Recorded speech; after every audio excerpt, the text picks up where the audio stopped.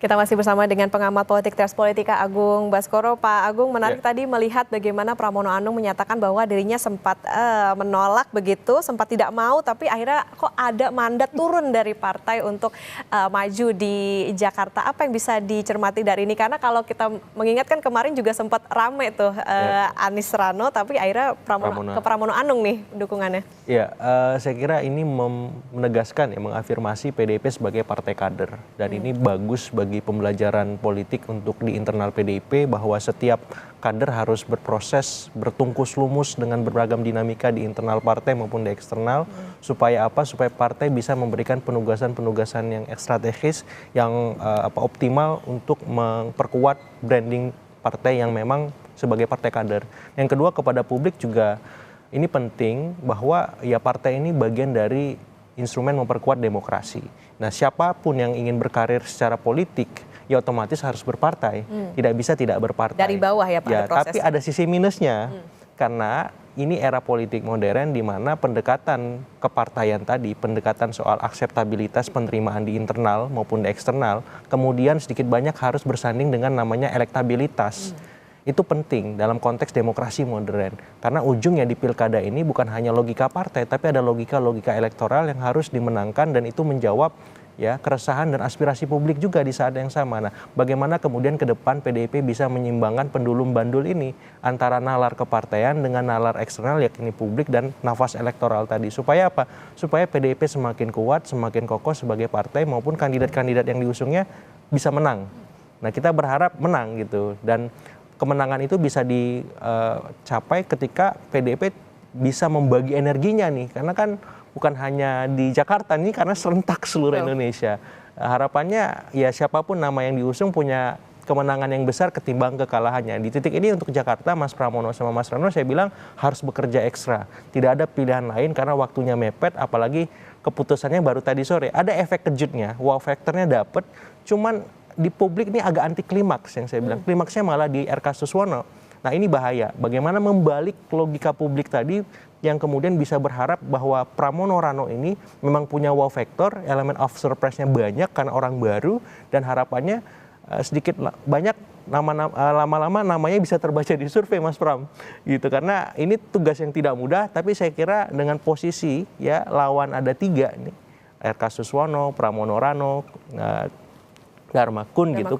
Jadi ada 3 pasang, saya kira ini petanya terbuka, karena petahananya tidak maju. Asumsikan per pagi ini Anies tidak maju, kemudian nama Ahok juga tidak ada gitu, otomatis petanya terbuka, politiknya dinamis, sehingga siapapun berpotensi. Tinggal bagaimana masing-masing kandidat yang bertarung tadi bisa mengoptimalkan soal tadi, personal brandingnya, programnya, isu-isu yang beredar, dan mesin-mesin kampanye politiknya seperti itu.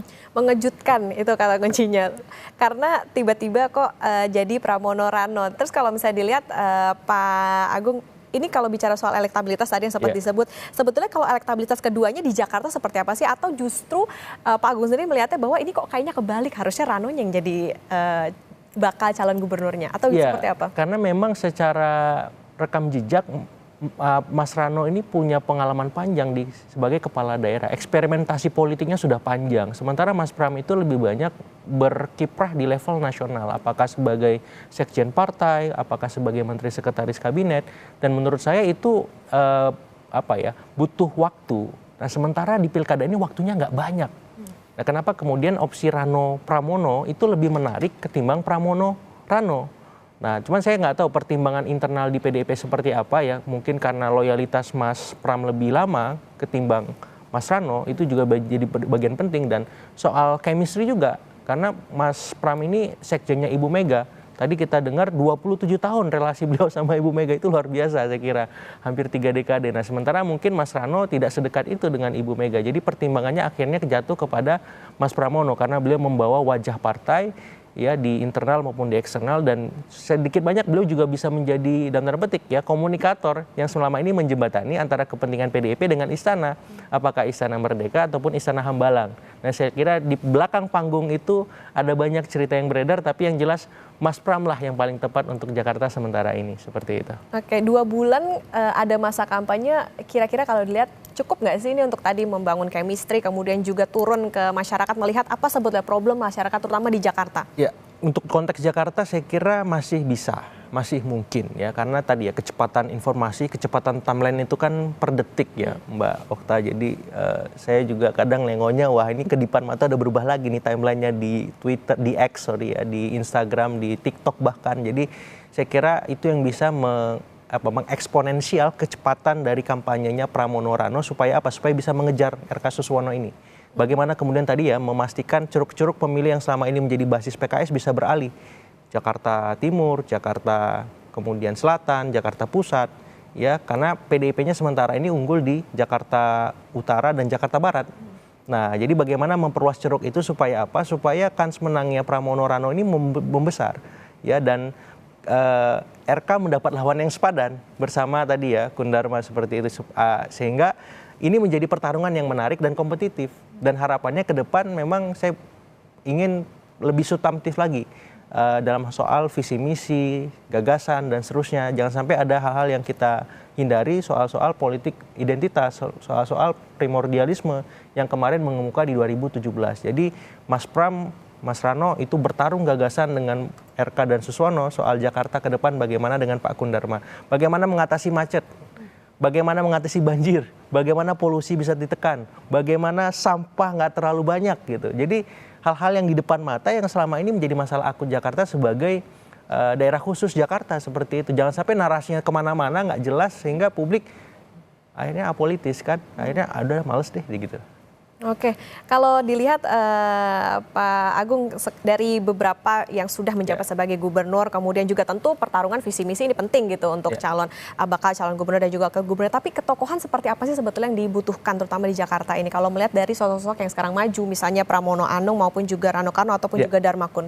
Iya, pertimbangan yang paling utama kan kita lihat tren pemilih ya. Hari ini ada pemilih milenial maupun Gen Z yang cukup mendominasi, sehingga mau tidak mau kandidat harus memahami mindset dan cara mereka berperilaku ya, milenial dan Gen Z ini. Itu satu. Yang kedua, demografi pemilih di Jakarta ini juga didominasi pemilih-pemilih Islam perkotaan, kemudian kelas menengah terdidik, dan secara ekonomi relatif lebih baik dibanding provinsi-provinsi lain.